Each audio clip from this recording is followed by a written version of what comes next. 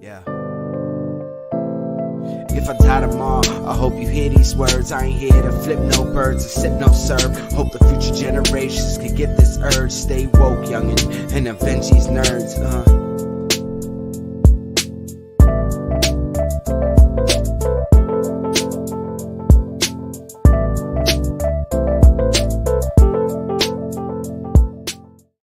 Yeah. Hola, friends.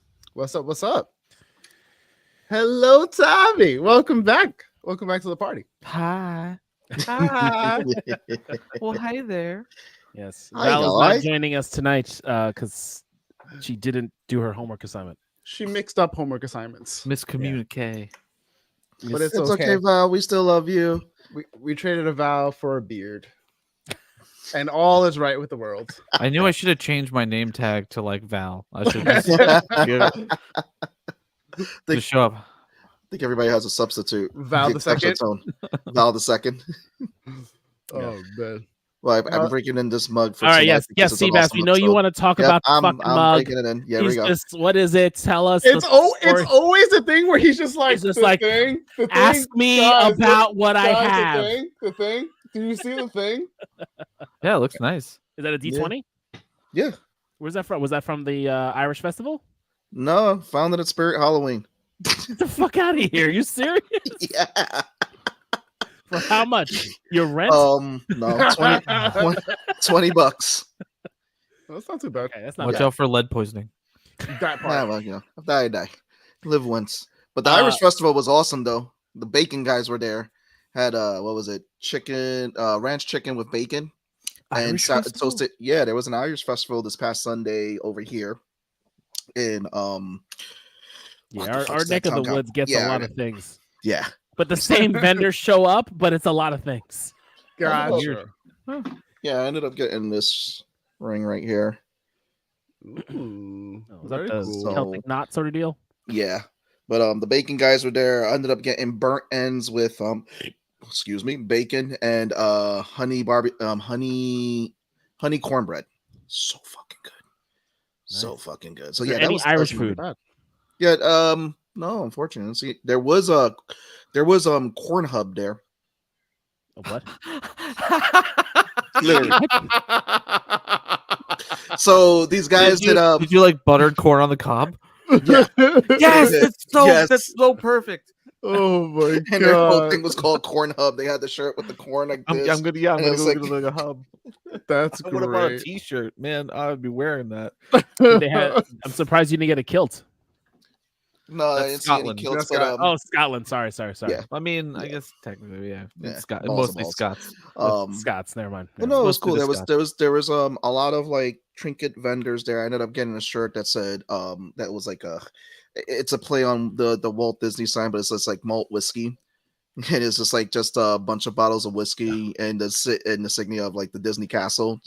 So Nice. Very nice, very nice. and I ended up finding, well, not at the festival, but at So, Spirit. so a lot of stereotypical tropes. Tone, I know you know what this is. What is that? Yeah, is that the bellet egg from? Tone, Yep. Tone, I know you Yep. know what this is. What's Yep. that? Yeah, that was at Spirit I had a Halloween. feeling. I was like, No, that was at Hot Topic. What do you, Aurelis. What's What's going up, on? That was at Aurelis? Hot Topic. you just go into Hot Topic? Just picking up Well, things? So we're Living- trying to living Seabass so- single-handedly keeping up the economy of I was mail gonna, from these lands. say, are you single-handedly propping up the mall? Yeah, I mean, that mall. needs I help. mean, that mall is The mall it needs needs- help. That mall you needs a lot literally- of help. That mall needs a lot of fucking help. Yeah, It's a I mean, total side tangent. For sure, yeah. Cinnabon That's is doing its this. thing because Cinnabon is like still there, but First 30, 45 minutes of the show, it's side tangents. Yeah, that's become the new Um, normal. I'm No, surprised so- the developer hasn't gone into like the mall and bought a bunch of stuff and made like free to use stuff to draw people in. And Bro, then they're- They should. I mean, there's been So- rumors that they were like tanking take- it to sell it. take one wing and just like make it a free to like hang out for kids, and then that's gonna bring customers in. That's gonna bring people that will be in the mall. That'll bring traffic, and then you can sell the other spots. Well, that's and what a then- lot of people said. It's like bring a lot of family stuff. I mean, first of all, you got the mall that's right there, and then behind it, you have all this land that's undeveloped, which is an old abandoned racetrack. an old like all that's the old stalls for the horses. So there's just a lot of land there to develop anything. I was just like, you just make it into like a city walk type of thing. Fuck To developing bring it. families. Hello, nerds or whatever. Shy! Tommy! Hey, what's up? What Hey, up, lady. Shy? Oh, fuck developing it. Knock all of it down. Let nature take back over. Nature take its course. Not the mall. You could leave the mall and have. listen. I need the we hot, need third places. It needs to happen. Yes. Yeah. That- I need my hot more topic so I third can places. go pick up like orders. Because Okay. that's what it is. It's a drop point. You just order and have them deliver it right there, and you go pick it up. Don't you work from home? I don't Yeah. know. I don't know what the logic is here, but it I- is what it is. So I think I'm just like, it's so Like, this you is just the order weird- enough for free shipping. Like, I don't understand. So no, this is the thing. That You too. order like and I don't know if it's to tone interface this, but it's like when you order shit in this community over here, they can't find you. They can't. It's like, dude, like I'm right here. Like my GPS can't find you. I'm just gonna leave your That's package true. right here.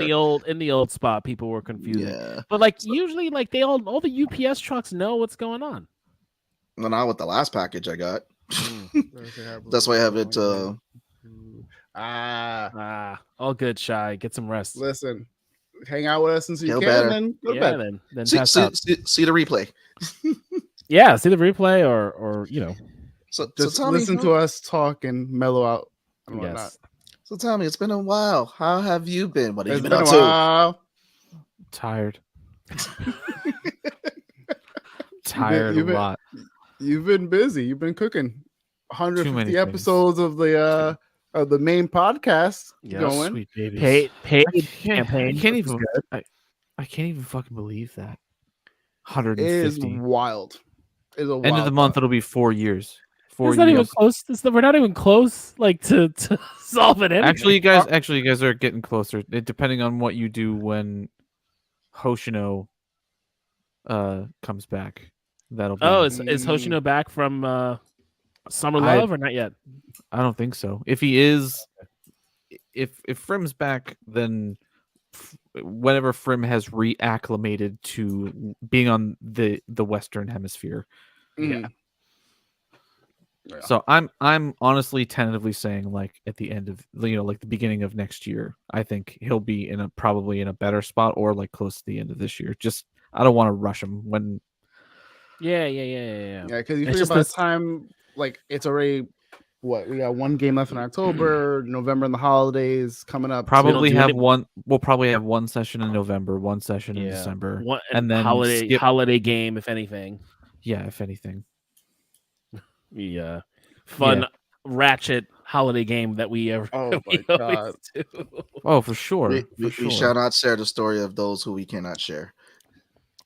I mean, we got Escape from Chubby Tees that we did last year, Yeah, and then we did was it Red Sleigh Down the year before? Red Slate Yeah, Down. Red Slate I Down was listened good. to a couple months ago or something like that, just because like one of my That was coworkers brought fun. it up, and he was like, "Yeah, I caught that like randomly," and I was like, "Oh, this is great." I didn't realize it was like a Christmas special until I got into it. Like, oh shit. You published that one? I published that one. Yeah. Yeah, it was so great.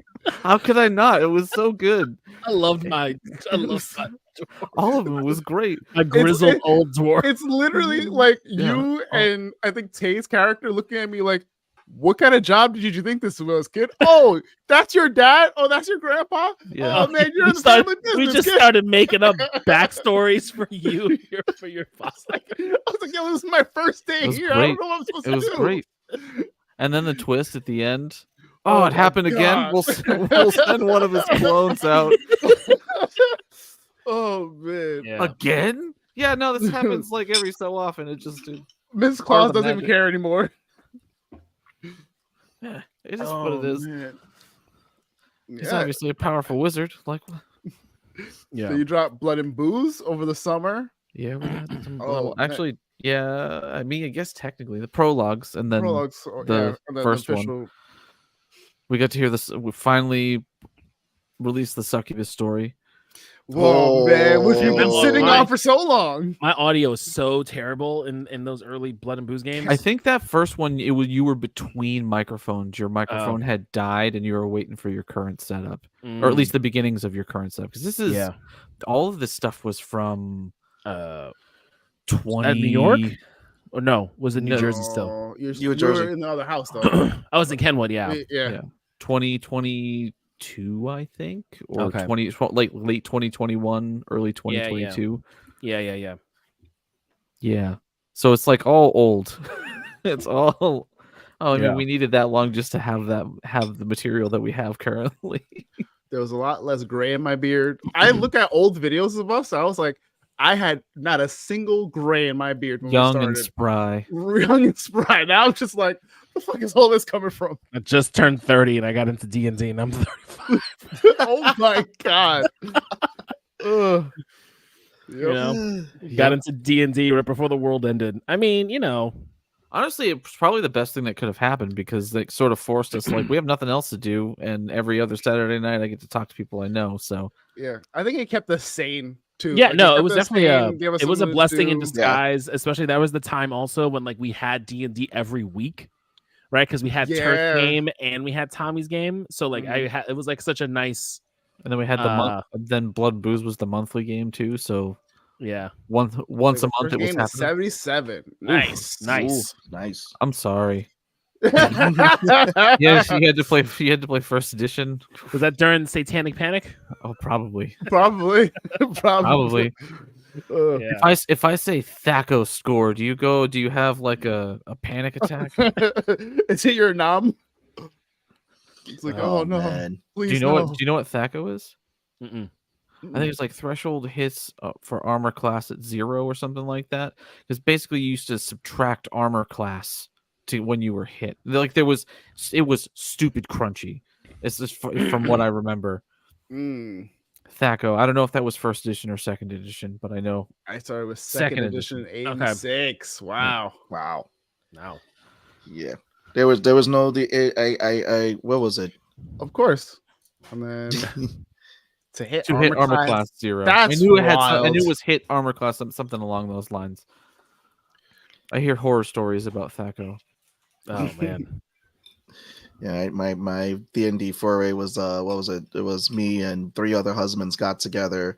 It was for a little bit sweets. The husbands just got together to play D&D. We only did it 3 times. Didn't go much of anywhere. But then Tommy came along. It was like, we're gonna just do D&D with the 5th edition, and then It wasn't. We're just gonna do it. I was like, please, I want to play. Yeah. And Please, for the love of God, can we play? I just want to play. I'll run the game. I don't even know how to run the game. I'll just run the game. I'll just do it. That was a poor the decision seeds on of my chaos that you planted. Yeah. We all learned a lot. We all learned a lot When you about told me I ourselves. Like, yo, background, when you said I could play a background of a villain, man. I went full villain in that beginning. It's That was just fun. it was just so nice where like you listen to like all the other horror stories of like parties like breaking up or some shit going down, and we've been The fact that in January of next year it's going to be 5 years since we've been in this campaign. yeah. And while we've had a couple people like on and off or whatever, like it's just been pretty solid. The main crew has been there the entire time, and then now we got the surprise reveal that man. Obviously, their stories were too good. How could I not? I mean, technically, listen, I'm here for it. It's been revealed to you guys. It hasn't been revealed to anybody else yet. Right. That's probably going to be sometime in early next year when that gets revealed on the podcast. Nice. Yeah. Be fun. But the stories were too good to like not actually see through to the end. Of course. I'm glad they're if they're not already resolved, that they're going to be resolved very soon. We're getting there. Very soon, probably not. We played more loosey goosey rules or guidelines that disappear sometimes. Of course, Yeah. it's the way of cool. I think that's the way to play because it's like you play you play. This isn't Adventure League. Comfortable, yeah. Yeah. It's like but no, I was like it's been fun that whole other campaign. But again, these are stories that we cannot reveal. Not yet. Oh my god. Stupid ass. Annoying. Stupid ass. To be fair, you can blame me for that because I was like, you don't say anything except for X, Y, and Z.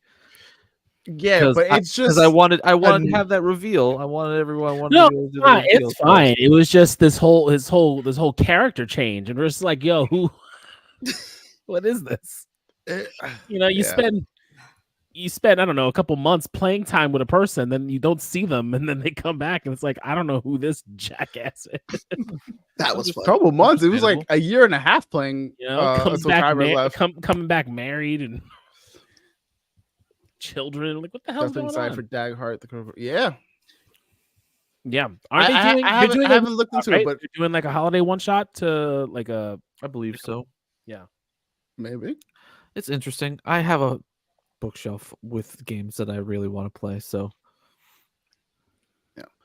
Listen, I'm glad I was able to jump into your old gods because that's been a really cool change of pace from very else. different style of play. So different. Is that your paid game? One of them, yeah. Okay. I got a 5e game with some of the people from the Spitballers, Turt and Merlin, Scotty. How many games are you running in total? Oh Jesus. Let's see. We've got Blood and Booze. We've got Collateral Damage. I've got Circle of Friends, Cloak of Feathers, Old Gods, Mercurial Avengers.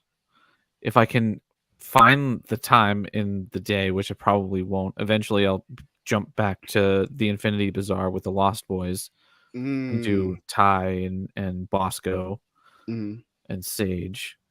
They're sort of on the side right now.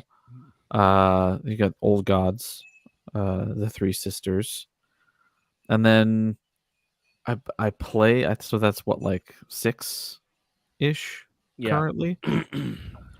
I don't know if I'd have the bandwidth for any more, but every now and then, you play what, 2 games right now? Right now, I'm not currently playing in any right now. I was playing in a couple of them, but that's just scheduling.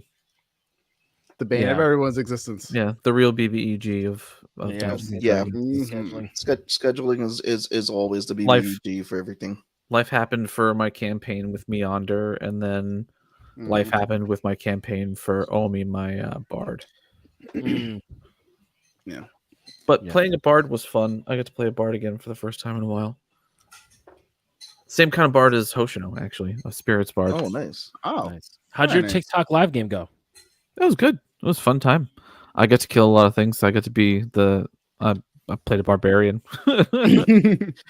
No, that was the one you did with what was it, Floki? Yep. That was I got to dive in there a little bit. You guys were on a ship or something like that.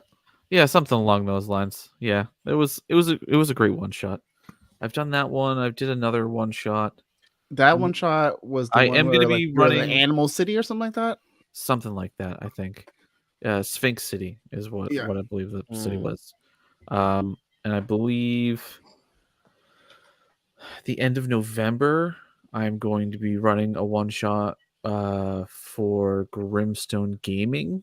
Oh, nice. Doing using the Screams Amongst the Stars system, which is essentially like Into the Odd or Electric Bastionland. Super simple RPG, but it's all set up as like basically I think like Alien, like post space travel. Mega corporations have taken over everything. Deal. Wailing Utani. Something like that, yeah. They recruited you from TikTok. Was this one of the things you applied for? I saw them. I was recommended by somebody else, and I had found them on TikTok as well. But yeah, I didn't. This is you can essentially joining, and you can volunteer to run. You can submit something to run a one shot for them on their YouTube channel. So I was like, hell yeah! Nice. Does somebody want to play something other than 5e? So I want to play I want to do something other than 5e. I like 5e. I love 5e. I'm kind of burnt out on 5e. I'm burnt out on 5e as well. Well, it's been like 5 years playing on it on the same system. A lot of games designed on it, so a lot of campaigns. So now it's only natural to get out there and just venture out. I think what helps ours is that we don't play a lot of the rules is written, our lore is like We don't play any homebrewed, like, modules except for you the know. Curse of Strahd stuff, and I Yeah. threw in a bunch of extra stuff that was outside of Strahd that was. Yeah. It was basically the homebrew with Strahd in it, and that's where we started. Mm. Yeah. So just it's all kind of just going. Yeah, like I said, don't hate. Love me some 5e. I would probably like it more if I got to play it. Like, I love to run games, but it's such a different experience and a fun experience to play and to like not have to worry about everything that's happening and just sort of go with it and just sort of be the character as opposed to being everything else. Yeah, Yeah. that's usually the fun part, because it's like, what was it? I got a lot of respect for you, Yon, running games. Anybody that runs a game, it's not like, it's you're not just playing one character, you're playing everybody that's surrounding everybody's backstory, putting weaving everything together, but Yeah. also too, it's like, Yeah, me and Turt are rotating DM on Mercurial. it's just been fun. Oh, that's fun. That's cool. Interesting. Do you guys just switch characters that you playing? Yeah, so like when I'm DMing, Rig is off doing like recon and feeding and helping out that way, and then on the flip side, it's Atros is like that. Oh, cool. Very cool. Spoiler Very alerts cool. that hopefully everyone that's listening will forget by the time it actually gets revealed on the podcast. To all like You heard nothing. all like 100 of you that might listen to the podcast on a regular basis. Yeah. Podcast is the Medusa's Cast Had website. this come up. Try playing a second edition Bard or Druid. Listen, there's a I lot of don't- respect I for the don't- pioneers. I don't know that I do want to. to. I don't know that I do want to try it out. I'm I'll trying be to skim through it. I don't Yeah. even know. I'll be very honest. I don't plan on trying to play any other editions of Dungeons and Dragons. We respect the pioneers. Mhm. One to you guys. I might try the 2024 rules later on, but Yeah, that's kind of where I'm at. I do want to I try want them to see how it later on. develops. I want to try them later on. If it ends up being what we got to do, is cranky as I am about Do you certain things. foresee us doing the second campaign in 5e? Which one? The wild mod one that we've. No. The one where we essentially built out characters like fucking. Yeah, that was Wild Mount. That was Wild Mount. Yeah. We were gonna do Wild Mount. I would do Wild Mount. I thought the system was cool. Like the Oh, character you said creation Wild system. Mount, and in my head, I completely thought of the other one with the what was it called? The Wild Sea. Oh, the Wild. I would love to do the Wild Sea too. Yeah. Oh, no, we have to do that too. We just haven't. That was one of the ones. That was the one we were like, oh, we should do this live, but we had to like. Yeah, well, we actually have to have time and schedule and Time, all of yeah. that fun stuff. So that'll happen eventually. I wouldn't day. mind doing Wild Mount. Heard Or that and feel that. Yeah, Absolutely. that's one big reason why I want to just like there's so many other cool systems out there. Like I love D&D. It'll always be the first game I ever participated in, but like I've had a Blades in the Dark book for like 3 years and we haven't gotten to play that. I think it would be so fun. I mean, it basically would be like fucking Gangs of New York or like Peaky Blinders type shit. Yeah. We got like maybe a toe into Print Weaver, which was a lot of fun too. Print Weaver as a campaign would be super fun because that's Print more Weaver was cool. sword and shield, hex crawler, sort of like trying to fill out the map and all of that fun stuff. Mhm. That'd be a fun time. I would like to see a multi-party, multi-DM, multi-world game where the party's actions affect the other parties and can and do have to interact, good or bad. So I'll let you like take that from me. a March of West Marches campaign. Okay. That's what that is a West Marches campaign. I mean, You Turk technically did it by himself with Chronicles and. I mean, I'm Relic. doing that with Collateral. Oh, and you are Circle of doing that with Friends. Collateral. Yeah. Yeah. Yeah. But because you have But West Marches would be like if I was running my own adventures and then say, La, you were running your own adventures, and then Turt was running his own adventures, but they all took place in the same world at the same time. and whatever happened in one adventure would affect the world, and it would affect how those other adventures would go, especially if they're happening at the same time. That'd be kind of dope. Not gonna lie, It's hard to organize, but it is something that does happen. I've always wanted to participate in something like that, but I think we're gonna like a semi one like that. I mean, it's not exactly like that, but with the fact that when Turk did his game, it was like past events, and then that's what you. And again, but all that stuff. You know, a lot of the stuff that Turk was doing was like a lot of it was like planned in a certain way to like get us to that point. Where, to set us up for it. Where this was like it's all fucking random. Yeah, it's all happening in real time. So like a West Marches would be like, I have an adventure on Wednesday, Law has an adventure on Thursday, Turt has an adventure on Friday, or we all have adventures. I've seen like live ones where they do like heard of live ones where they have they're in like a big hall and 3 adventures are going on at the same time, and if something's happening that affects the other ones, or like someone would be going through and keeping the other DMs apprised of what's happening. That's so wild. Oh my god.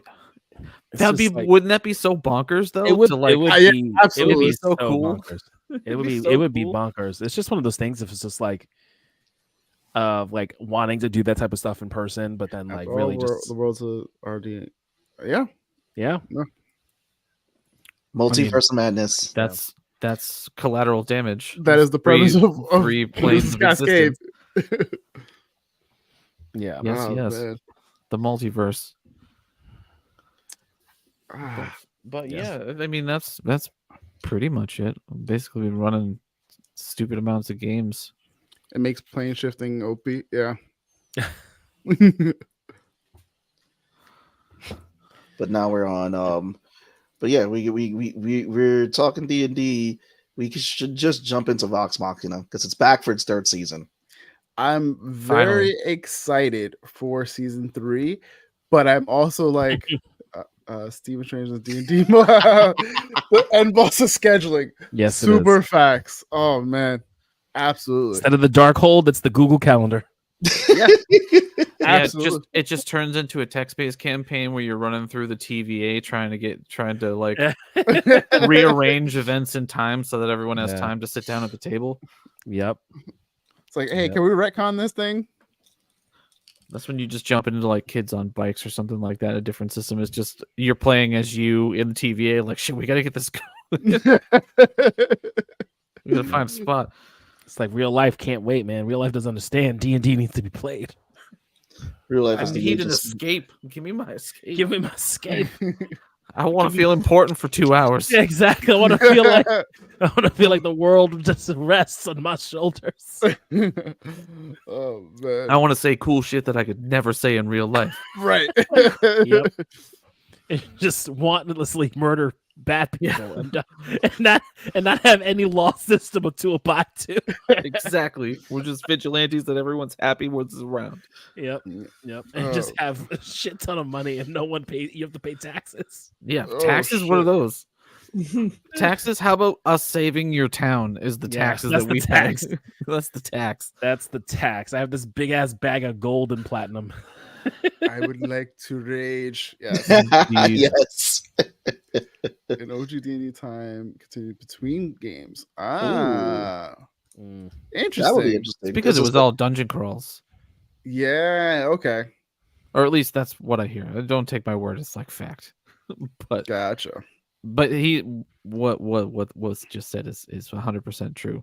You would go and you would start clearing out a dungeon until the session ended. You would get out of the dungeon and head back to town, and then time would elapse over the course in between sessions, and then you would go back and do more dungeons, more dungeons and loot. It's a war games. It's a combat simulator. Give me your shit. All right. Exactly. Yeah. You would okay. Like what we do now with a lot of our time jumps and whatnot. And you hold on to that character sheet like dear fucking life. Yeah. My character, my level 30. Yeah, it's a fun creative end because again it lets play you a train. Yeah. It lets you use like it's one of those things that forces you to use your imagination, think, and just like you're having a great time with friends. And it's like, it's like we said, we started this January of 2020. It's coming up. It's coming up for 5 years. We started it 2 months before the world shut down. Yep. And it was a great way to stay connected. I mean, I think that a lot of people who dived into D&D during that time, they stayed really connected and everything, because again, it was a way to stay connected with friends. It was a way to just keep your mind also too away from the events that was going on in the world. But also too, it was just very imaginative, and it's like, Let me tell you, future. Listen, when you said play a villain, I was gonna play a villain. It's a transactional dungeon. I shank you. You give me stuff. Commerce. Yep. They get it. Absolutely. All right. But Tone over here building the armor of armors. I don't even think it's done at this point. It's like, who's the next enemy I'm gonna wear?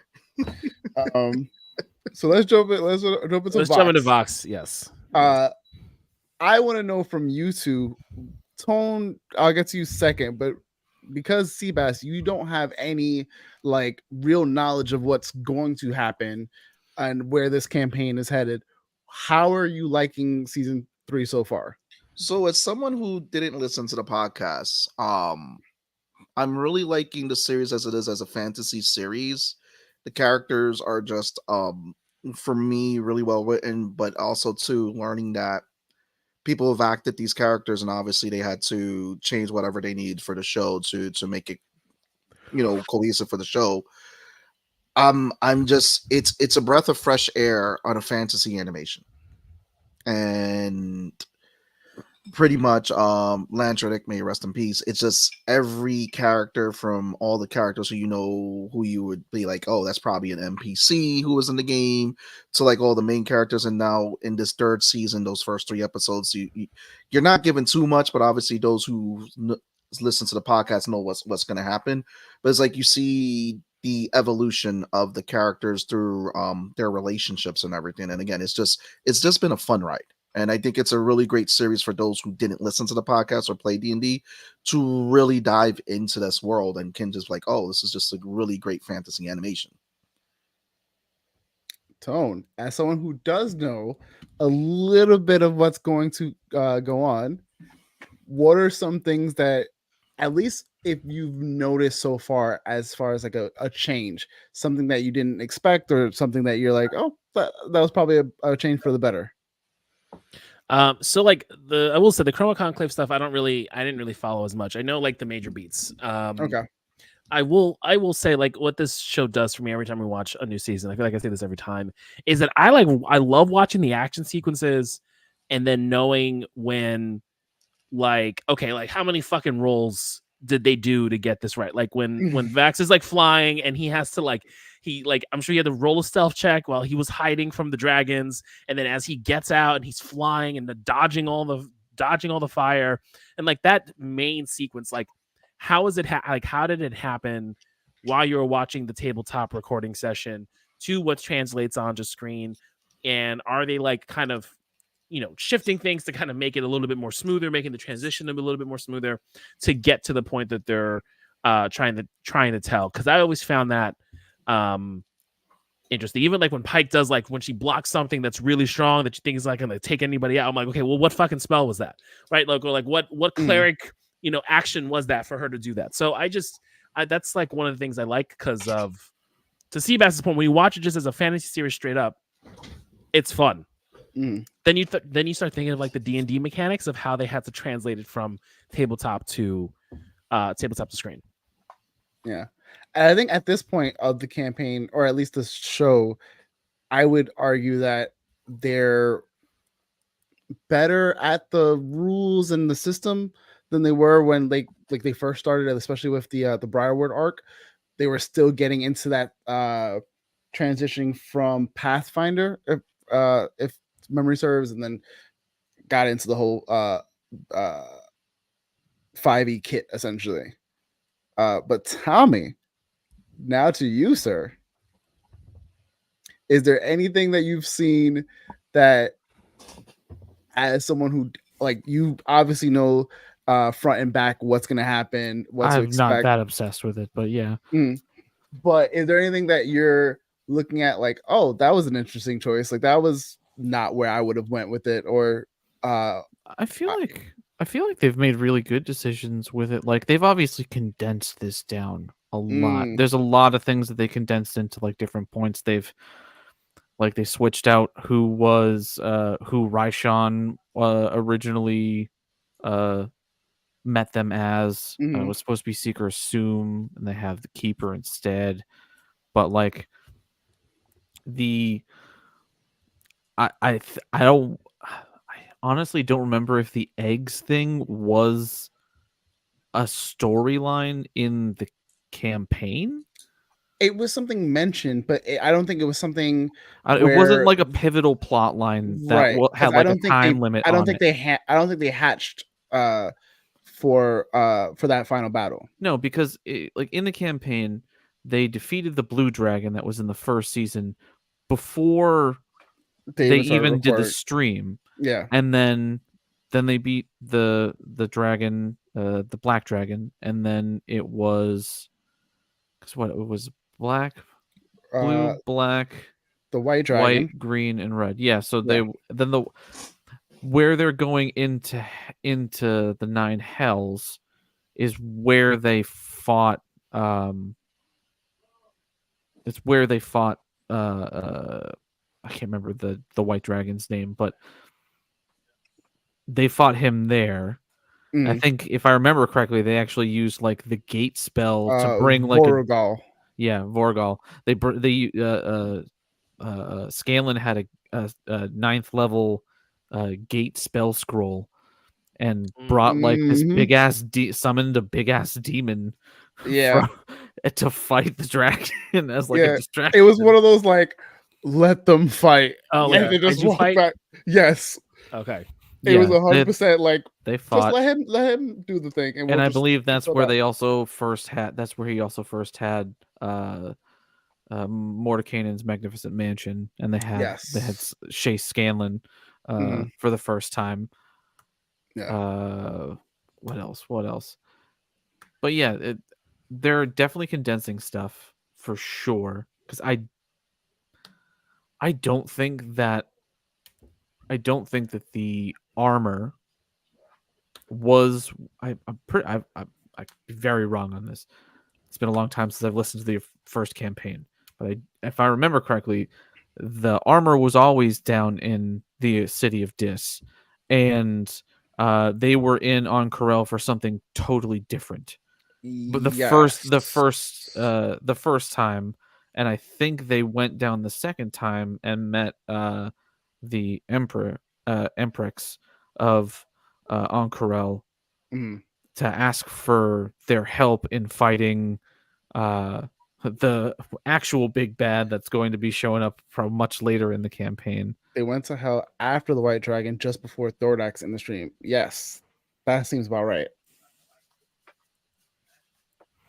Yeah, like I said, I think it's been a couple years since I've Same. I mean, really thought about the first campaign outside of like knowing the references and sort of knowing where it's going pretty much the same direction as the campaign. They're condensing stuff down and moving things around to make it a little bit more of a cohesive story as opposed to it being the more sandbox adventure that it was. But I think I love the direction that it's going in personally. How many seasons do you think we'd get overall with what we have and how this has been condensed so far? I mean, it depends on where they end the Conclave. Yeah, because I would assume Conclave has to end at the end of this season. Potentially. Right? Yeah. So if it ends with that one, then there is, I think, seasons of Vecna. I would assume what the lead up to Vecna and then the Vecna. There's a lot that there's a lot. Vecna. Yeah, there's a lot of things that happened.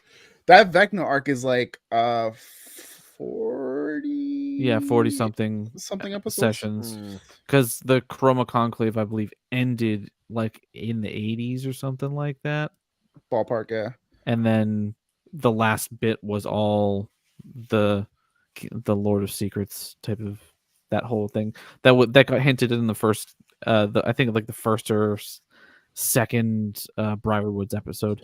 Yeah. So that was definitely a if you know, you know. Was the Lord of Steel, that was the one that she was that they were kind of working for, or like the the book that the thing that he found. I think that he ends up. I think Fax ends up saying it. Scanlan was reading the book, and then he was like, he said something about Lord of Secrets. No, I'm saying in the Briarwoods room. Oh yes, in the chest, he sees the thing, and I don't know if he says it out loud or if it's just visible there. I was like, oh shit, it's already being hinted at right now. Yeah, there's several backstory threads for before. Yep. Yeah. Yeah. Did anyone catch? You have mild stuff, Seabass, so I don't know if you would catch like an inside joke if you've ever heard or seen one. But did Tone or Tommy catch like some inside baseball references that were dropped at all? Like my tit. Oh, my tit. There was that literally was said on stream. Yeah. There's a bunch of stuff that the whole joke about the spice, that was a reference to the whole spice fiasco that was the first time they were on Corel. This honestly makes me wonder if, because when in the podcast, in the actual play, when did Scanlan die and get resurrected in front of his daughter and leave the party? I don't know if I want to say that was. Is that after he flips out on them though? Is that after he flips out on them about his mom? No, that's he flips out on them. He flips out on them. That whole thing is after he finds out what happened. So he dies and gets resurrected because he made a promise. In the campaign, he makes a promise to. It was the fight with Raishan. Cool. Yes, I was gonna say he makes a promise to Kaylee, that he's not going to die. That he's going to come back alive from this whole thing, because it was like going after Thordak and then having to go after Raishan afterward. He makes a promise to her he's not going to do this, or he's not going to come back dead. Comes back dead, and then they resurrect. They do the resurrection ritual, and Kaylee is part of it. It is. It is. Yeah. It is, but he's justifiably like. I can understand why he did it. It was something outrageous that he had to do to like really drive the point home of like, I plan on fucking being here after this so that we can be family together. Like, I understand why Scanlan said the thing. I agree. Stupid promise, but yeah. So he gets resurrected. It's episode 84 where he's resurrected, and then episode 86 where he leaves the party temporarily. Mm-hmm. Yeah, because he gets resurrected, and he flips out on them, and I don't blame him, and that's probably like one of the best scenes. Like, it's rough. Sam Riegel is so goddamn good. It was so like, I feel like all of them, none of the rest of the party saw it coming. Nah, he just flips on a dime and he just starts calling all of them out. Like, and it's just like, I mean, you're not wrong. That's kind of how you treat Scanlan all the time. Yeah, and I've seen that clip on you don't know me, you've never risked anything for me. Right. Sam wasn't there for his own resurrection. So he was basically off screen, or the cases for like one or two episodes, one or two sessions after the fight with Raishan. And then and what have you. Yeah. So yeah, spoilers, that's probably going to happen. Oh wait, so when they resurrected him in the game, like the Sam was not on the Sam stream. was not present on the because he thought his character was dead. Or just no, I think he had something else. Oh, okay. Or no, I know that when they had character death, that player will leave the table until they are resurrected in some way, shape, or form. Yeah. And then they'll come back out when they come back out. So he might not have actually physically been there, or at least wasn't at the table. I don't remember exactly what it was. Okay. But yeah, I really hope they have that exchange. I'm sure they will. Because then we get to meet Terry and Darrington. Yeah, we don't even know if we want it to be. Anyone skiing with his and- family. Yeah. I mean, I feel like what they're doing too is that they're really putting the key moments, I guess, from what you're saying, because I've obviously seen a lot of the key moments in the campaign so far in the animation. I mean, they're gonna for sure put in key stuff and like major plot points, but they've definitely moved things around. They took out all of the stuff with the Dragonborn character that was there. Yeah. That was a sort of throwback to the Draconia as well. They find him in Draconia after they defeat Vorgel. Yeah. But yeah, they pull a lot of stuff. They didn't do the whole Mind Flayer thing that happened. There was a whole Underdark arc where they rescued Lady Kima. Like there was a whole technically thing. Lots of stuff. This girl died. Pike already died by this point of the campaign. Like before we even start. That's why Pike's hair is white. Yeah. And she has the scar across the eye. Okay. But they didn't show her. But they didn't show her die in the show. No, I believe they started the show after she had died because she died. Pike died early on in the campaign. Do you think they would show that as some sort of flashback just to show people if like they were to do it? Because you know how some shows, they will write stuff in just to explain like why is this character like that, or is this something you think they're gonna skip? I think that they've alluded to it. I think that's why she's always there, and that's why the whole healing thing and her whole journey with the Everlight was so important in the second season. I'm glad they got to expand on that because that really wasn't touched about in the show, like in the actual play. Oh, it was tough. She was in Blind Spot. She was she was in New York recording a TV show for the all of campaign 1 and like 3/4 of campaign 2. Mm-hmm. Yeah, up until like the pandemic happened, like Ashley was just being show busy. up, right? Because they said because Pike would just come in and out, right? Mm-hmm. Yep. You know, she actually references Pike on the blind spot. They're like, "Oh, what are you, like an elf ranger?" And she's like, "Actually, no, I'm a gnome cleric." They're hitting all the main points and fan favorites. Yep, and the change are more temporary changes. Absolutely. Yeah. Because we still have a lot of messy stuff to deal with Ripley. That's going to come up very soon. She annoying. She annoyed me. One thing which I think they made a passing reference around the campfire, but they don't ever really bring up, and I don't think they plan on bringing it back up, is Vax's fight with the Rakshasa. They might.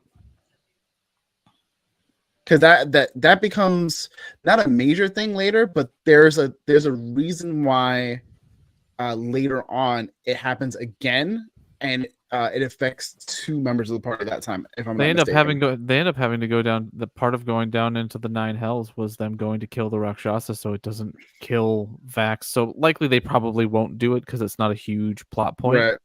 But they did mention it. It would be funny if like a Rakshasa showed up and tried to kill him. Yeah. What's a Rakshasa? It's like a tiger-looking creature with like a green cloak, but it's essentially a fiend. I want to say demon type character. It's a devil. Devil. There you go. It's a fiend, but technically it's more of it's lawful evil as opposed to chaotic evil. It's the whole standard. Devils, lawful, demons, chaos. Yeah. Oh, I see it. The Rakshasa. It's like a tiger tabaxi, but with backward hands.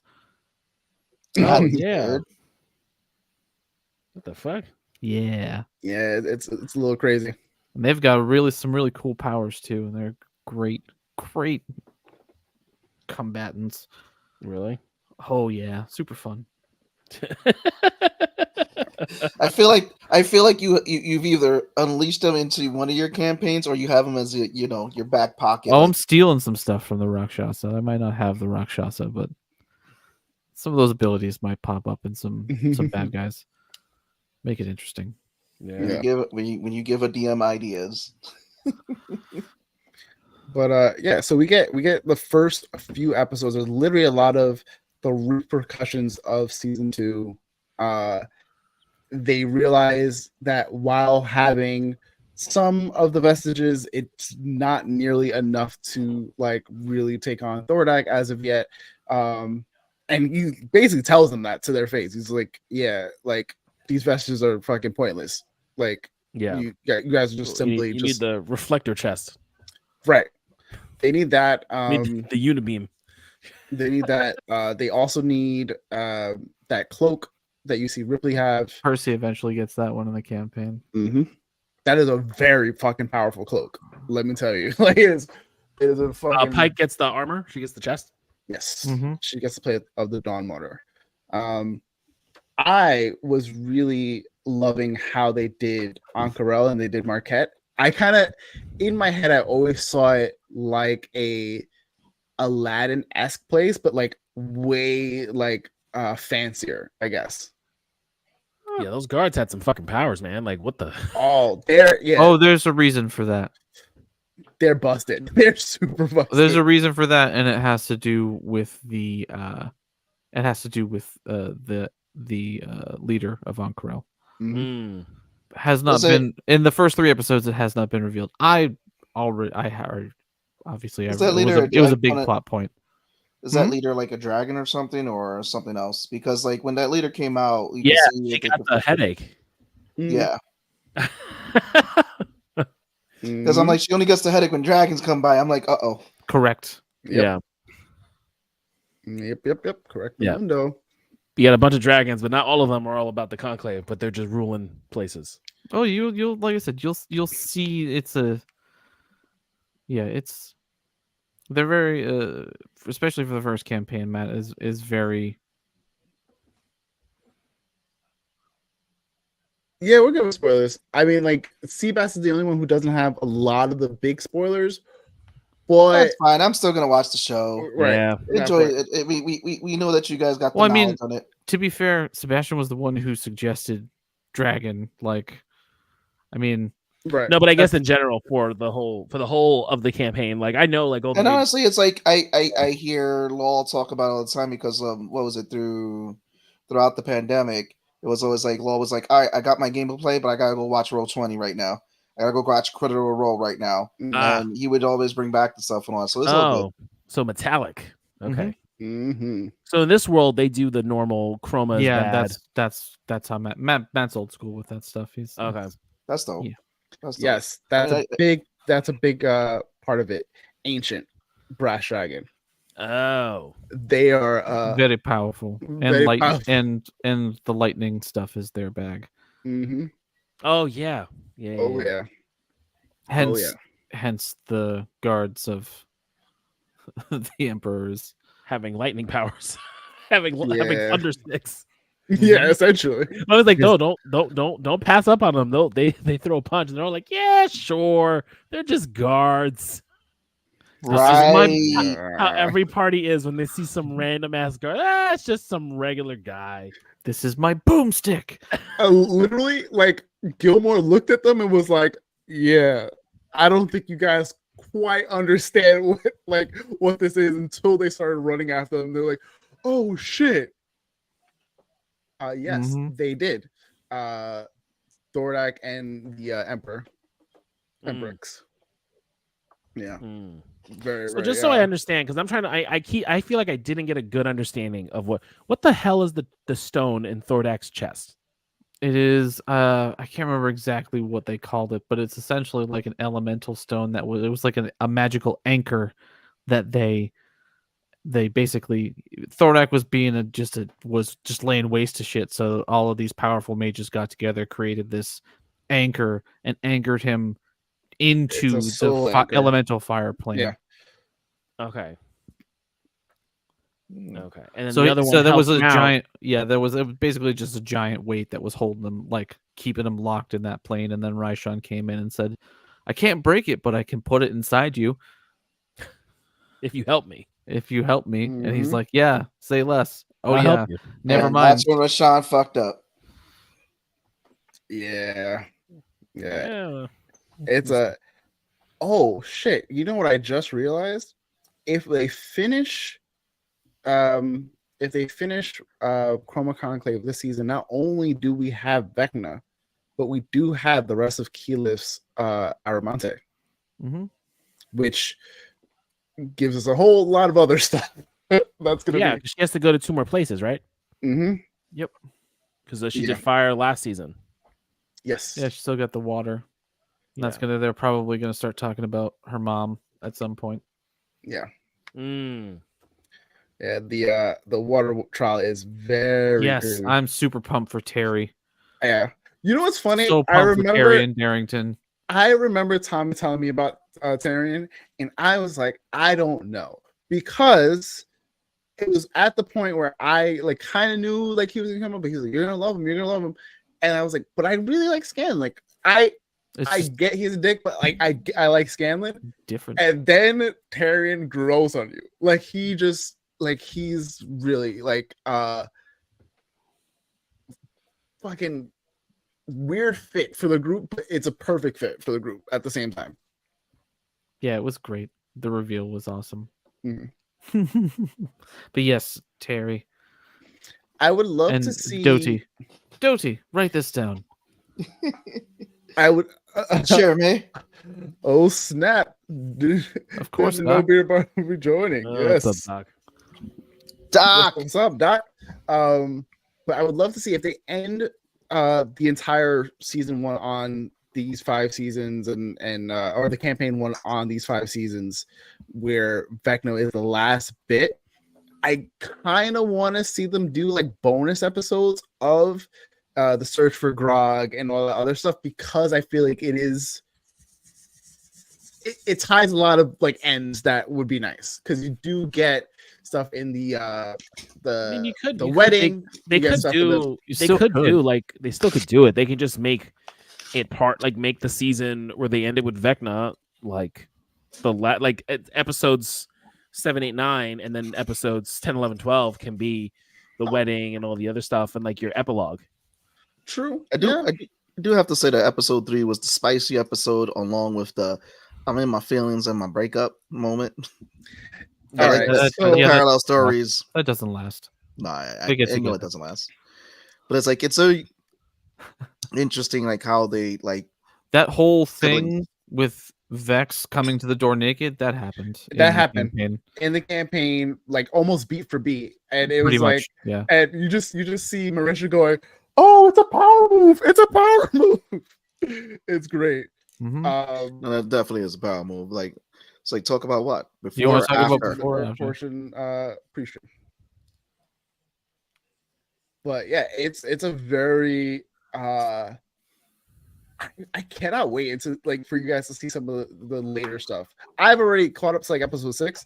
I kind of got the pacing of where they're gonna end the season, and if it ends where I think it's gonna end and how I think it's gonna end, oh boy. I think I've genuinely just like cried every season at least once, and this season I know when it's gonna happen and where.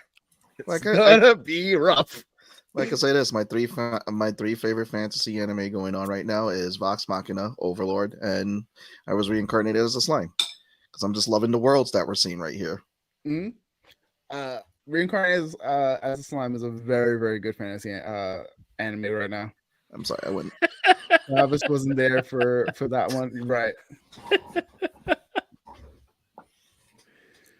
Oh man, but that's the fun part. I don't know, Steve Bass, if you know, but the actors for Vex and Grog are married in real life, and then obviously Matt, the DM, and Keyleth are married in real life, and then because Vex and Vax, their voice actors, have a shared birthday, that's why they play twins. Oh, really? That's pretty dope. Yeah. That's actually cool. That's actually pretty fun. cool. Yeah. That's a pretty cool fact to know about that. And you know why he's Scanlan Shorthalt and his mentor is Dr. Dranzel, right? Because it was a reference to Eminem. Dr. Dranzel, Dr. Dre, Scanlan Shorthalt, Marshall Mathers. That's funny. Yep. That was the whole. Funny. It was a joke about him. He was a bard. Like there's so many things that he does where like I Yeah, wish in- Burt in the- Reynolds is Oh, one yeah. of his aliases. Yeah, Burt Reynolds as a lawyer. He Can- was a Burt Reynolds law firm. Tommy, can Scanlon be Bob's teacher? Oh no, please no. No, we don't need that. Absolutely not. I don't approve at all. In your own head canon, he can, but that's about it. In your own head canon. Yeah, not officially though. Not official. Unofficial. You can do that. Bob's hands. It's more Bob's tentacles. Yeah. They did also change the Kima and Allura thing a little bit, like how their relationship developed. It happened a lot sooner in the series, but I actually did enjoy like how they did it, and seeing how they are and like their interactions with each other just makes it all the better, at least for me. How much of that? So in episode 3, you had the Dragonborn who becomes beef jerky in that episode. Yeah. How much did that Dragonborn play in the campaign? I don't even know if that was a thing.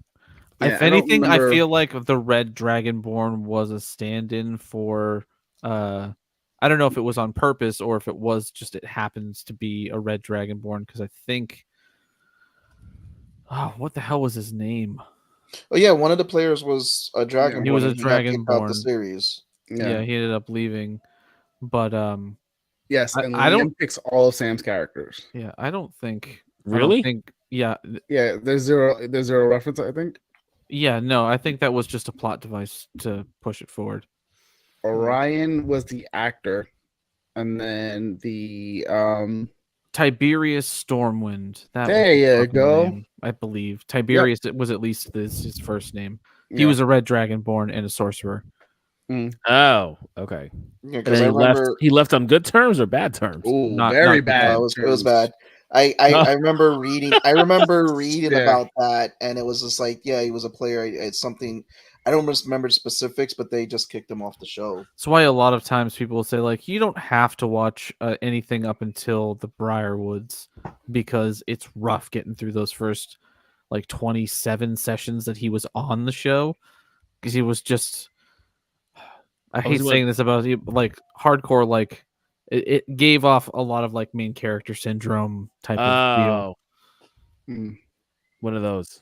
like trying to push the envelope and it's just making inappropriate comments. I think A the little- time it was happening, he had an addiction problem. Mhm. I can't obviously say for sure. I have no. There was a lot of reference to, or a lot of, at least from what people have said, like he was too like handsy with other players, like just like, oh yeah, whatever, and it's like the girls will feel uncomfortable and whatnot. Yeah, there was just it just wasn't a Oh, good time. that's no bueno. Well, he's got to go. And then we make a Dragonborn guy that looks like him eaten by a dragon. Yeah, I don't like I said, I don't know if that was on purpose. Mm. But that's so Interesting many. is one way to put it. There's so many interesting players like that. Hmm. Yeah. There's honestly like not as much to talk about in the first 3 episodes, but there is, because there's just a lot of again setup, but But I'm gonna say this: like looking at the characters, creating characters, and all that, seeing the designs that we've gotten to see for our own campaigns and everything. I'm loving the character designs. I'm always loving the character designs. Like what's his face from the twins? His wings, Vex. When we get to see his wings and everything, I'm just like, again, and it just looks like a cloak and all that. I'm loving the designs of the characters, Mhm. and especially of all the supporting characters and everything. And there's just it. Like I said, it's become one of my favorite fantasy series right now because of that. Yeah, it's only gonna get better. Like I promise you, the attention to detail is there in every little bit. They give like the nods to the fans who like they're like, oh, we're not gonna have this thing be a thing, but they'll still put it in there somewhere to reference it, or Yeah, just be like the spice thing. yeah, because there's an entire like couple minutes of the their first time in Ankara where they're at where they have like Ankeg for the first time, and they have like a Ankeg mead or something like that, which is like drinking fire piss. Like it's just not a good time. And I remember What like is this? when they first get to Ank'Harel, they went to a place where essentially in the actual play, not in the, in the show. actual in the actual play where they are having Ankeg for the first time, but they're also having like Ankeg ale or some weird, really nasty, like really strong drink, and it was not a good look for most of them. Mhm. I think Grog did pretty well because he's Grog, but even that like fucked them up a little bit. Yeah, but I mean, like, most of that was like superfluous to like the main plot. This is all killer, no filler. So like they had to bridge the gap somehow. It's funny for me. So whenever I see Grog, I always want to see Grog walking next to Galahad and just them going on a drinking contest. That's all I see. That is all I see. I honestly don't know that Galahad can take on Grog. I'm sorry. I love Galahad, but Grog drinks kegs of fucking ale at half the time that he does drink. Just got a roll Constitution. Yes, it is made from the poison excreted from a bug's ass, the Ankeg's ass. Jesus Christ. It's bad. It's not a fun time. Pike handled it the best and didn't even affect her on her first shot. Yes. Yeah. That you're That's bugging funny. gonna be drinking that drink. Yeah. Mm-hmm. But yeah, there was a lot of stuff that was superfluous to like the main through line of what the story was. So condense things, switch order, or just have an easier through line for the whole thing. Makes it easier because shit, like I got one of this good example of this. They catch up and defeat Ripley. I can't remember exactly where, but it's like out in like some wasteland type area. Mm-hmm. Totally off the beaten path and away from everything else. Vesticles indeed. Hey, what's going on? You go. You go. But Chris Hardwick? Hardwick, yeah, Chris Hardwick came on and played for a couple for like a session or two, if I remember correctly. And he originally had the Broom of Flying, which Vex already has in the show, but she didn't get that until after they went after and defeated Ripley. I thought she got it when. Oh, I know they are. The fire. I'm not against them condensing it down. I'm just pointing out like it was a hell of a lot easier and made more sense, more story wise. The Pyra arc, which they barely did Pyra in there, obviously for obvious reasons. Again, just keeping things tight and moving forward with the story. But like, it was a lot easier and a lot more straightforward to get the for her to get the broom. At that point, it made more sense logically. They didn't have to add in extra characters. It just made sense. So like, it still sticks with it. Vex had the broom for a large chunk of the campaign. That was a thing. So yeah. I thought she got it after because I feel like Chris came around the time that Keyleth did her fire trial. Yeah. And he helped with that. But that was before the whole, I want to say it was before the conclave. Yeah. But they didn't stop Ripley until way later. Not that much later. Ripley isn't like done with until around now, like just before the conclave finishes. Yeah. There's a whole lot that happens before that. Well, do you think they're shifting the stories to a little bit because again, it seems maybe I don't know. Now I don't trust myself. Because now it's like, there's a lot of stuff obviously they have to do to condense because this is an animation, it's a TV show, obviously. Yeah. So do you think also too that they're taking liberties to shift stuff around to help tell a story more for a wider audience on animation for like Amazon? I think that they just changed it so that it would flow. It would flow good and the pacing would be good. not that any of the stuff that they did in the campaign wasn't worthy of being in the show, but I mean, like, as Tim said earlier, they're doing hundreds of hours of gameplay in like 10. Yeah. But we know that, you know, from our games, like when we veer off the path, that there's sometimes some of these sessions are like hurting kittens. Yes, it's a lot like they can't believe they didn't make the movie true to the books. Sometimes, I mean, like, but that's why they have the nods, and that's why they have the Easter eggs, and that's why, you know, like, even if they don't do it in the same way or the same order of operations for stuff, they're still hitting a lot of the major things. Yeah.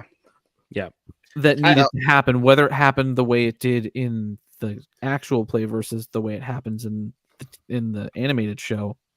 Doesn't how it got there doesn't necessarily matter. It's still there because it's important, and the character has it for the things that they need to do.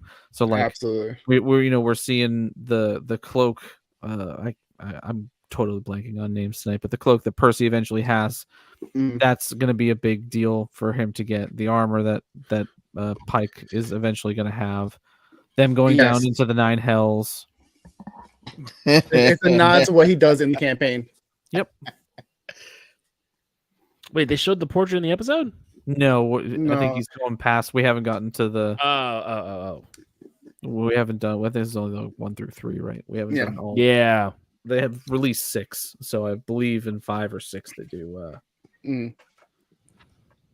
They do that, but yeah. I mean, to be fair, they have all the creative liberty because they themselves were the ones who made it, versus them putting it out to someone else to do, like with, you know, Game of Thrones, you know, just here are the keys, do your thing. Or with the original Percy Jackson movies, where now we're getting them, and even the changes that are made in the show were made from Rick going, I would have probably not done that, and I probably would have streamlined this, and this makes more actual sense because I didn't like take that into account. And I think that's what they're doing now. They're able to make the decisions that won't take away from a lot of the major beats, like Tommy's been saying, but also still feel right to, you know, not only them but to us as fans. Well, yeah, and then you have like all of the mechanics and stuff that they had in for like gameplay and stuff. Take out those things, like when you were talking about Pike's shield. I bet $1 million they would say that that's like some equivalent to like Shield of Faith. I can see that, but because they're not going to do the mechanically correct versions, you know, like Vex isn't shooting you know, enchanted arrows constantly all the time. Yeah, the actual stream they have still up. Yeah. No, I mean, it makes sense that you have to do all this. Like, it just, like, even it's their work, and they can like be like, hey, like, we can streamline it, make it work. I think it's worked well. Yeah. It hits all of the things that it needs to hit. It stays engaging. There are emotional moments, and I think there are emotional moments in all 3 seasons. Like, I'll be the first one to say, like, I got teary-eyed. I want to say it was in the 2nd season. Might have been the 1st season. So I wasn't on to talk about it then, but the Keyleth casting the light spell, saving everybody from the shades and stuff. Same thing with Pike going through her thing with the Everlight and the whole 9, and her showing up and helping them in Whitestone. All the Percy stuff, like just all the Percy Rex stuff. Keyleth again in Pyra. You know, you have to walk through flame. Like, I was crying like a baby watching that. Because she got so much hate in the actual play. Marisha got so much hate in the actual play for no fucking reason. Wild. Oh man, like Keyleth is such a good character. We did talk about that last time. Yeah, like there was a lot of. She was getting a lot. Was it because she just didn't? Is it because she just wasn't doing the typical druid things people wanted her to do? She was playing her character, so she was Keyleth. She was playing Keyleth, so Keyleth had what's the word I'm looking for? Confidence issues, and like she was really nervous. She had a big imposter syndrome because she's like she's going on this thing, and she's gonna be the leader of her tribe, and the person who went before was her mom, and she never came back, and that's like a huge question mark in her whole life. And is she even good enough to do this? So she's always second guessing herself. Yeah, and I also think it's partly like toxic nerd culture being like, oh, Yeah. you're a girl, you're not playing it right. Yeah. But Yeah, I mean, also I that's can the big see part there. I think that's part of it, but I also think a lot of people couldn't separate Marisha Ray the person and player from Keyleth the character, Right. because Marisha Ray is anything but, you know, self-doubting and not confident and having impossible like. But I think that's where you get like people who are just great at playing characters, because if you're playing someone who's totally different from you and can make it believable, you're bringing something to life that like it's creating an emotion. So yeah, it just sucks that people give people fucking shit for that, but it's like, you know, it just shows It's you the that internet. Yeah. You know, it's like people were giving Matt Mercer shit because he wasn't calling rules correctly. It's like, are you fucking serious? This is a game that they're playing on the internet. Like, people forget give me a break. And he takes all of those personally. He played from early D&D, and then before they jumped into 5e, they were in Pathfinder because they were just starting the campaign in Pathfinder. They jumped to 5e because of the stream. I think all of that's irrelevant. It's their fucking game. Who cares? Absolutely, yeah. Who cares? If you disagree, cool, disagree. But you're not playing in their game. You're not him making those decisions. It's their game. It's their tone of the game. It's their story they're telling. If they want to fucking break the rules or not do it exactly the way it says in the rule book, then that's their prerogative. Fine. That should, you know, you're not hurting anybody. If it bothers you that much, stop watching. No one's forcing you to watch. Or if you think you can do it better, you go make a game or a stream. Mm-hmm. Yeah. You know? Yeah. But mainly internet trolls. They make reference to it with Vax's dream sequence when he kisses Keyleth. And it's something that I think is mentioned throughout stuff where Keyleth essentially is going to outlive everybody. Mm-hmm. Like because she is half elf, if I'm not mistaken, or full elf. The half elf thing, it's because she'll become an archdruid. No.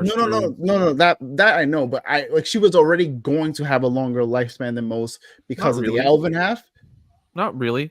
Vax and Vex are both half elves. Yeah, but I'm talking about like Percy or Grog and whatnot, or like any of the other like PCs. Or I NPCs. I think and Grog are the only ones that would do it. Gnomes live 200-300 years, and as we've discussed in our campaign, no one really knows the lifespan of Goliath. So depending on how, they just die doing stupid shit. You know, valiant, crazy, violent things. Yes, as she became an archdruid, and you know that her age slows down, right? Is that what it is for archdruid? Yeah. I mean, didn't they allude in 1 year for every 10 in this episode that I think it was episode 2 or 3 that she would even outlive was it Vex and his sister? Oh, 100%. Yeah, that's the whole thing. That's the whole issue. Yeah, she shows up. Keyleth is a main side, like a big side character in campaign 3, which takes place 60-70 years after campaign 1. Something and like she that. looks pretty much the same. Oh, really? She shows up? Yeah, she's most of Vox Machina, who is still alive, shows up at one point or another in campaign 3. And Matt's playing them, right? Yep. Mm-hmm. And also several of the Mighty Nine. I believe the Mighty Nine fully shows up like in one of the most recent episodes. I haven't caught up yet, but I'm so far behind. I'm still when they got to the moon. But I'm pretty sure the campaign's like this is going to be their last 5e campaign, and they're going to say goodbye to like Exandria and all of that, and they'll probably have a whole new setting, and they'll be using Daggerheart instead. And sort of doing their own thing for campaign 4, probably, most likely. Yeah. So pretty much just closing out the chapter of that universe and just starting a whole new one. Both the kids. Yeah, I mean, you got to go. I mean, if you're gonna pitch a whole new gaming system, you got to go whole hog, and build your whole streaming off of it too. That's what like they're doing. That's what the Christmas or holiday special they're doing is a Dagger Heart special. Mm-hmm. Yeah, and they've streamed some like character creation stuff and like rule stuff, I believe. So like they're trying to get people, into it or make it more accessible. I'm surprised they stopped with the Candela Obscura because I was really enjoying those. I think it was I think people enjoyed them, but it was very much like you either liked it and loved it, or you were like, it's not for me, and no, just didn't give it any mind. I mean, that's what it is anyway. Diversification of content is right. Sort of the I idea. think that's where that's the intention. And I would also love to see more EXU. Yeah. Well, you know what? We could do the multiverse of Kyver. Get a universe where Kyver is a bard. I'm Bard Kyver. Why would you want to do that? If you can find yourself another DM that will tolerate Kyver as a character, then by all means, I feel like I've been more than generous. Yeah. Oh, you love him. I like who he is now. Yes. I like who he is now. They're doing a live show for Canada. Okay. Nice. Dope. I like what Kyver turned to do. I like Greyleaf. I think Greyleaf is awesome. But I mean, I think I even killed Kyver in my book. Yeah, as fun as Kyver was, he was also just a big sticking point for a lot, most of the campaign. I think we got enough of Kyver as is. Yeah. Yeah. I think we're all there. But like Greyleaf, I want more of. I like Greyleaf. Kyver, I'm all set with. I'm glad Kyver died in the pits and Nymora and was resurrected as Greyleaf. Mm-hmm. Agreed. As someone who played next to him in that particular arc, I'm glad Kyver died and he became Greyleaf. It was a funny thing because I've talked to like someone who like listens to the character too. So he's not taking or water enemas, I would assume. That too. But no, it was an interesting mindset to play of a character because again, where he started at was a very dark place. For sure. To where he's at now. You sprang that dark shit on me like 6 months into the campaign. Well, no. No. I asked you if you wanted to turn heel, if you would be willing to turn heel after we had discussed your backstory. Because for me, the first like 15 sessions, I was like, is he just gonna play an asshole the whole time? Like I'm like, I understand wanting to be edgy, but like, is there a reason why he's acting like this, or is he just a dickhead? And then when you gave me the backstory, I was like, oh, this makes sense. I know in my head why he's doing it. So like, I can see it clearly narratively, at least for him. But like, for a while, it was just like, is he just trying to be a dick and derail everything? Because I'm gonna be honest, I'm surprised that he lived so long and that no one killed.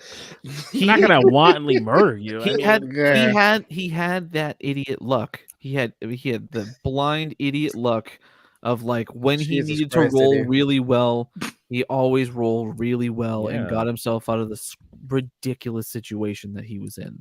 Yeah, that is also like it was our first game together, and we all knew each other, and we're all adults, come on, right? So we're not gonna just PK your character because we think you're a jackass. Let you get kicked in the mouth a couple times, but like, listen, I made out that periwinkle situation. It was deserved. No, it was interesting perspective to play of a character that came from a dark place to come out to the light, which was just it was actually a learning experience in character development because even after just like outside of playing him, because when we did Yun's campaign, I got to play Miz, which was a complete 180 from what Kyver was. Like obviously who Miz was, he was a mercenary, he wasn't coming from a dark place. Hey, I appreciate it. Thank you, Tim. Glad you had fun. Thanks. Catch the next one. So it was completely interesting game to play that, and then even now playing Bob and just the different characters, it's like I tell people like you want to learn about creating a character, definitely jump in to play a game of D&D. Be that character for several years. Yeah, it's just because like I think we had those conversations. It's like where can we take the character next? Where can we go? And even after the whole shift and everything, like what's the next thing for? I'm always thinking about what's the next thing for this character? What's the next thing for that character? What's his, what's their motivation? What's pushing them forward? Why are they doing that? I remember asking. I'm pretty sure I've asked all three of you at some point, like, why is your character doing this? I want to know what the motivation behind this, so I can understand the choices that you're making. Because if you're making them in a vacuum without me knowing, so I'm reacting like everybody else, like, what the fuck is happening now? And not just with Kyver, but like there have been a handful of spots with Galahad and with Zex where I'm like, I kind of understand where this reaction is coming from, but I'm gonna have to ask later, like, hey, what was that about? Like, I'm curious. I want to know. I feel like as the DM, I get to know. I want to know. Yeah. Just so I have an understanding. I'm not going to tell anybody else. They can still try and figure it out all on their own, but at least I know what's happening, and it's not just some malicious shit. Not that I ever thought that it would be, but like sometimes you do stuff to push somebody's buttons, and it might go too far, and you're not realizing it because we're all friends. And it's like, do you really want to do that? Because this is how I'm reading it. Is that what you're looking for?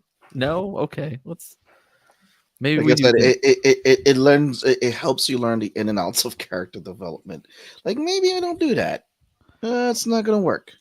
But I think that's also too was a learning experience too of learning what to do with people, what they were comfortable with and all, because I remember also too. Nice. Oh, that's cool. I didn't know they were doing that. We'll try to check it out. Because I think we all learn too, because then we start putting out the sheets out there when we're bringing in new people and everything, like, you know, what are you comfortable with, what are you not comfortable with, and just start eliminating stuff and all that too and everything. Because like again, and again, I thank all the people who like DM, like you, Tommy, Yun, because you never railroaded a game. You guys created a story that just was just very immersive. And a lot of the times you guys took out the respect to ask people too, like, you know, what are you comfortable with, what are you not comfortable with, and all that too. And it was also again great learning experience, bonding experience, and it's like one of those trust exercises. Anyone who's watching, never give your DM carte blanche on your backstory. That too. Or you should. I mean, if you want surprises, if you want surprises and trauma 2 years into a campaign just fucking dropped on you out of nowhere, then that's the thing you do. just write your backstory on the subway home. Yeah, we all look at law. We all look at you. Listen, I know what I signed myself up for. I absolutely know what I signed myself up for. Did you do that twice? What? Because did you do that for burst? Was it Briarios? I didn't blink check Briarios. Oh, no, Briarios had a full-on story. Briarios had a full-on edgelord story. Yeah. He had a full-on edgelord story. Zex was, I don't remember anything before the age of 16. It's all yours. I'm like, cool. You sure? And you're like, yeah, do it. And I was like, okay. We gonna fuck you up now. Guess what? You have a minor deity stuck in your body. Yeah. Yep. I think Gal has the only character I've done like a full-on backstory on. Vesuvius was just like, hey, I just want to make this, you know, brawlic ass character, and I work with Yun on like what he wanted to do with Dragonborn Valley. Ursus, I still don't know what his fucking backstory is. A good intro to start for what, like understanding the game. Wait, what's up? Is this Hugo? Yeah, yes. Hugo.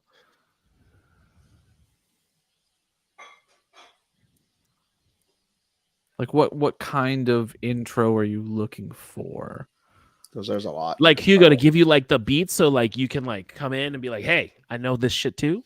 Okay. There are so many sweet ass YouTube channels out there that will explain the DM cookbook or the hamburger, the player helper, whatever. I can't remember what it was. It was Matt Mercer.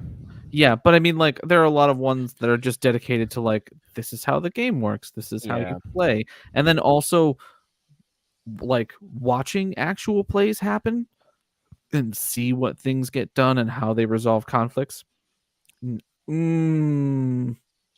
I'd say Critical Role. I mean, I guess it depends on how mature you think your almost 11. Like what you're Year-old seeing watching Vox is what you're seeing. Yeah, if you're cool with him watching Vox Machina, that's essentially what it is. It's just played out a lot more. Yeah. Dimension 20 is also a good game. That one also can get a little raunchy, but again, those are all comedians. There are a bunch of really good. Okay, then Okay, he's not probably watching. not. Okay. Then probably not that. Yeah. There are YouTube channels out there for sure that are like more information based type stuff. And to be fair, if you wanted to understand how a game is played, watching any of the highly rated actual plays are a great spot. It's where I learned a lot of things. It's kind of like fisting at dragons. I mean, listen, it's true. You're right. You're right. You're absolutely correct. You don't need it, but it could still happen. Right.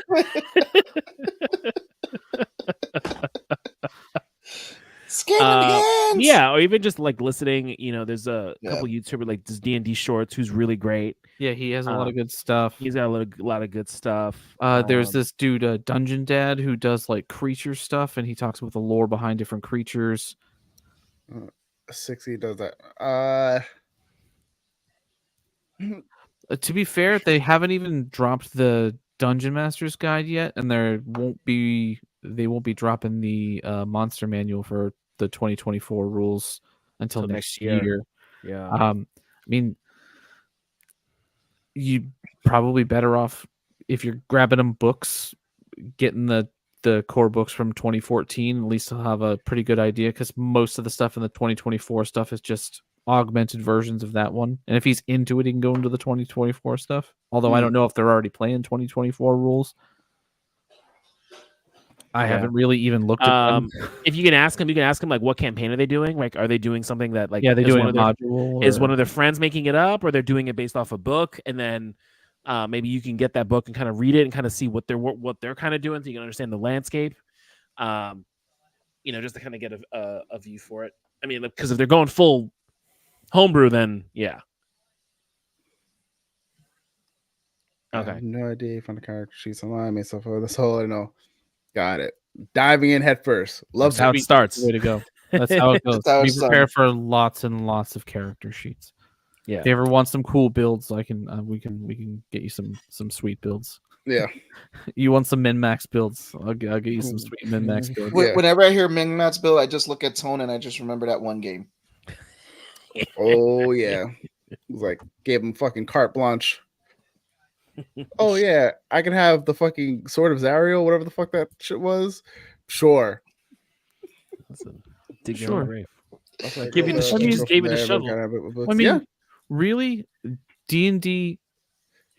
Of course, role playing in general is just learning how to embody the character that you're playing and making decisions as that player or as that character, and then it's just knowing the mechanics, which is pretty self-explanatory for most games.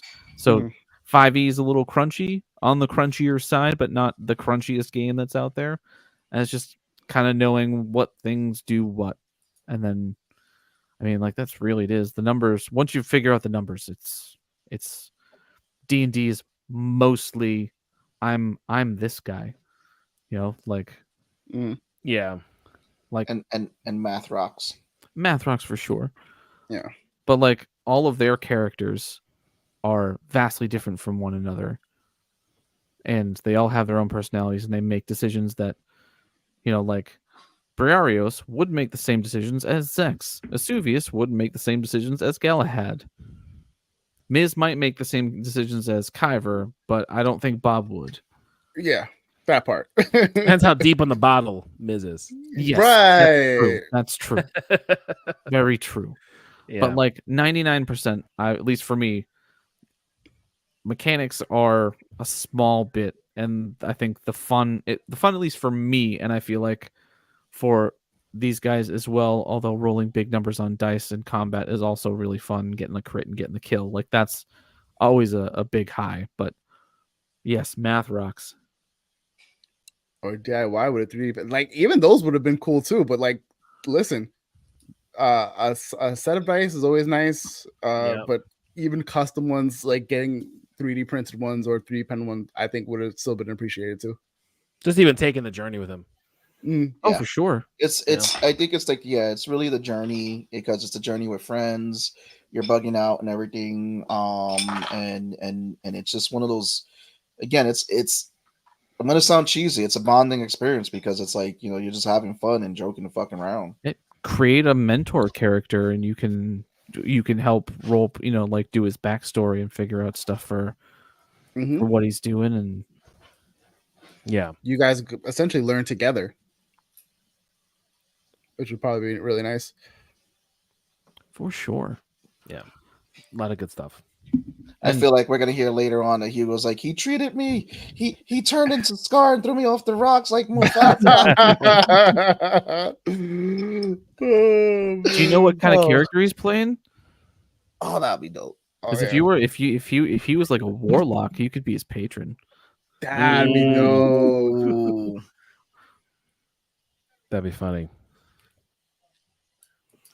Yeah, I'm waiting for the D&D game where we're gonna see the dads with their kids playing. I'm waiting for Tone and Bear. We already seen Oh yeah. Well, there's several different kinds of mages. There's quite a few mages. We're gonna be a little more specific. Oh, several mages in our party. Oh, there's so many mages, so many spellcasters. Yeah. Oh yeah. Oh yes. Vicious mockery. Hideous laughter. Yep. You just like the idea of doing magic. Wizard or sorcerer, that usually tends to be the go-tos for that. Although I would always suggest druid, because the druids are the tanks of the magic casters. By far the strongest characters. Like my vicious mockery. My vicious mockery is going to be, your mother is so circumference challenged. What? She creates her own atmosphere. What the fuck? Your mama's so fat. She's got. No, there was someone saying they get flagged for saying fat. So they're like, your mama's so circumference challenged. Your mother is so rotund. Your mother is just different. Your mother's so massive. Or their proper names. Okay. Listen, it sounds like he's like very still like in the beginning stages of it. So there's enough room to play around, experiment, and you can jump in with them and like do that. And it honestly, when you're doing it with friends and when you're doing it consistently with people that you trust, it makes it easier to learn and like make those like early mistakes and whatnot. Versus like, I think we've all at this point played with people that aren't in our like normal crew and whatnot. And I've said it multiple times. I literally just had an interview with someone the other day talking about like how fortunate I am to have started doing this with these guys and like this crew versus now having the experience of other DMs or just other like player dynamics that just don't feel as right for, at least for me. Plus, with that. Plus, we I think what worked for us too, and again, thank you to Tommy and all that. We played a lot of with the rule of cool, which made it very easy to get into because you weren't very rule heavy. If you could do something cool, why am I gonna say no? Because the fucking rules tell me. It's my game. Yeah. Like Galahad, if you want to be giant size and jump on the back of a blue dragon a mile up in the sky, you know what? You do it. You have fun with that. You do it. Evens rods, you pick the right one, boom, you're on his back. And now you're riding that thing like a bucking bronco. Yep. And he's like, what did I do? What did I get myself into? I made the wrong decision today. Oh, well. Oh, man. Good times. It's all right. Well, now your face adorns my shield. You know, you guys want to melt down golden statues on top of a oh my God. Gilded statues. Not even golden, gilded statues. Yeah, you want to do that? You can do that. You want to make an ice luge to do that so that it melts, you know, It melts, but it also cools down. It's not molten. Or make a ice elevator. Remember that's what we were doing? Make an Yep. ice block Oh my elevator. god. I think that's such a great way of using that spell. Mhm. But yeah, if you guys want to listen to more of the shenanigans, go to medusascascade.com. Definitely, episodes are up there. Definitely not child friendly. Definitely not friendly. Far from. Sorry. I apologize now. I'm so sorry. I mean, a lot of I'm it sorry. is Seabass early on, but there's just a lot of stuff that It sounds happened. like a monkey fucking a hyena in the dead of night. Like some of the shit that you said. Oh my I'm like, what? god. What's happening right now? I know it is Where very did you much. come? Where did you come up with that? Like, I have to know It at some just- point. You have to it tell me. So you know those moments where you're just like the randomest shit. It's like a random word generator in my head. I don't have that. I don't have that. Yeah, If you have none it, of us I does. pause when I'm trying to find the do right I- word. Sir, I work in corporate America. I can't have that. Okay. Yeah. I work with. I interact with people all day. I can't just say the first thing that comes to my head. It's Right. It's Okay, I'll get fired. Most of the time, be like, "Are you that fucking dumb?" Tommy will be. Well, Tommy's comments will become viral. You need to go to this person at this exit because he's gonna tell you off. He's gonna tell you about yourself. Listen here, motherfucker. Oh, it's confusing. You can't read the sign that's the size of my torso that's telling you the right way to go. Oh man. Let's just be honest with me and just say you weren't paying attention. I'll at least have sympathy for you. Don't tell me. Yep. Yep. It's on par to Adam Sandler's Toll Wish Booth Show. Willie. Yeah, Toll Booth Willie. It'll be a quarter. Jesus. Oh shit. Oh man. Yeah, no, that's Hugo. You're absolutely right. Seabass does not have. Hugo intrusive has never thoughts. played a D&D game with us, yet he exactly knows how Seabass would play. Just has half-formed sentences he must immediately share with the world. Yep. Absolutely. You get it. Oh, just wait Listen. until if you listen to Blood and Booze, just wait until he starts getting into like the weird, like Blood side. Orgy Sundays. Oh, we're past that already. Okay. That was during that early stage. That was of early. his- Got it. I'm talking about when he starts coming up with his different Oh personas. my god. Wait till you Jesus. meet a Dorian Jaeger or Gator. Listen, Gator was Or- a masterpiece. Whatever atrocities that we've had in the last Oh, six the sessions. yellow one, the yellow dragon. Yeah, one? the yellow. I don't know what the Gator. fuck that was. The yellow dragonborn with grills and a tracksuit. I think he said one guy looks like Jamie Kennedy or something like that, and I was like, "What the fuck?" Like, Yeah. No, it was Jack Black mixed with Pete Davidson. Pete Davidson. That's a Dorian Jaeger. Jesus Christ. Got And he walks booze, like Jack Jaeger? Sparrow. Yeah. Well, Oh my god. before we head out, Tommy, I want to thank you for coming on, stepping Yeah, in with for the little Val. tool. You have been great guest as always. Do you have anything to plug? I know you do, but plug away, sir. I mean, obviously, go check out the Medusa's Cascade, medusascascade.com. It's on Spotify. It's on Apple Podcasts. Go listen to the crazy shenanigans that these three get into, have been getting into for the last almost 5 years now. And I'm doing a think of it like public access TV, like variety show, but like for podcasts and YouTube. If you want to submit something, whether it's a short story, voice acting reel, dramatic scenes, if you have something that you make, like I think we're gonna have someone talking about making and crafting, poetry. If that's something that you want to do, get out there, but you don't want to go through the hassle of trying to set up a podcast channel or a YouTube channel, go to the website. It's imtbg.com. It's called Podcast 3, and you can make a submission there, and we'll set you up, and you can do this. Basically just think of it as like you get like a 15-minute, however long your segment is on the podcast or the YouTube channel or both, and you can put your stuff out there without having to do all the extra BS behind the scenes stuff. There you go. Cool. Also follow him on TikTok. He's got a lot of like weekly content Loving the comic that's polls. been really fun. Comic I like polls and Coffee Talk. Yeah, the Coffee comic Talk polls and Flu Coffee Talk. Fridays Oh yeah, up there for me. Blue Fridays for sure. But yeah, go check him out. Go show him some love and support. Yeah, it's the thing that I have in IMTBG. Yep. Next week we will be talking Agatha All Along, episodes 4, 5, and 6. So Val, if you're listening, 4, 5, and 6, we will be talking about it next week. And then I think the following week will be the episode before Halloween. So we'll probably do something a little geared towards spookies and whatnot. I'm hearing a lot of crazy shit about Terrifier. Yeah, I've heard a lot of stuff about that. Terrifier 3 or Terrifier 3. Tommy's like, yo, yes. They said 9 people walked out of if you want extreme violence and extreme gore and just be like, oh my fucking god, if that's the feeling you want, Terrifier.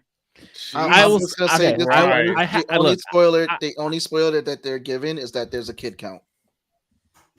For Oh yeah, 3? they don't hold back. They don't hold back. Yeah, at all. But like they've gotten to the point where Art the Clown is now at this point becoming a horror icon. Oh yeah. Like and it's like low budget. It's a whole thing. I'm down to watch it, but like I'm like I need to watch it with people because I like watching gory movies with people. Yeah. And Jackie's just not Jackie. I can't. Jackie will fucking kick my ass. We'll go. I'll go, Tom. I'll go with you. Let's go watch. I haven't. No, seen I need to see 1 and 2. I'm not gonna. I haven't seen any of the Terrifier movies. We can have a bro Terrifier. I've seen a scene from it and was like, oh shit. We'll fly Tommy down. Have Law come down. We'll fly Val. I'd be down if we see it together. I'd be down. I don't care if we can't review it, but like I would be down to see it as a group, and we're all like, what the fuck? Because to me, that's like those are the only movies where it's okay to be like, I'm talking through this thing because it's ridiculous. Yeah. Yeah. No. Best part is he never says a word. It's the best. He just fucking smiles at you. Right? Following election day. Yep. That part. God, I know. My kids are off from school that entire week. Yikes. Oh boy. Yeah. Yeah. That's it for this one. Get out and vote, motherfuckers. Yes, get out and vote. And make sure have you guys fun at New York Comic Con this weekend. New York Comic Con, you guys enjoy.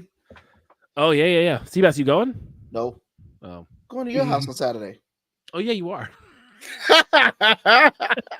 You are. All right, Galadad. All right.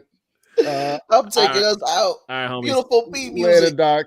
In 3, 2. It's all right, buddy.